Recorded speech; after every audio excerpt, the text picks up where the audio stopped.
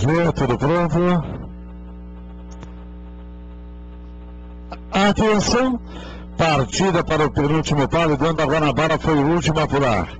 Segue a carreira e Vi vai para a dianteira, vai tirando vantagem de 1,5-2, enquanto o Tcheco vai brigando com o Classic For Camelot pelo segundo lugar.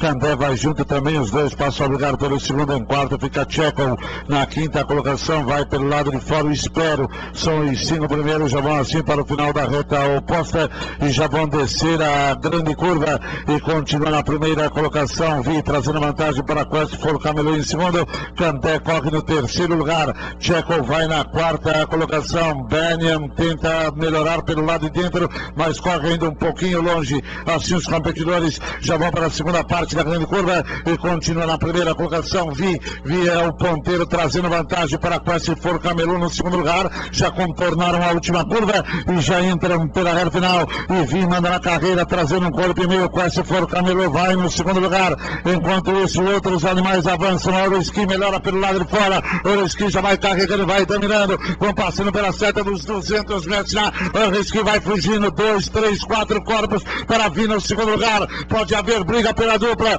o Risque, vários e vários corpos, o Tcheco avança lá por dentro e já vai tomando conta no segundo lugar, vão passando pelos 50 metros lá, e quem avança é Sacata, tomou a terceira, vai buscar a segunda, emparelha, cruz na faixa final, depois chegam Vi, Dom da Guanabara e os demais. Penúltimo segmento, o último chega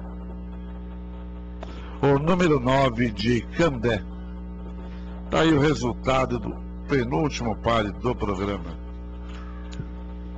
Vitória de Euroski, número 11. Então já teve 3,90. Passou como um rojão. Em segundo chegou o Tcheco. Terceiro, Sacata. Em quarto, Vi. Em quinto, Dom da Guanabara. Sexto, Classic For Camelot.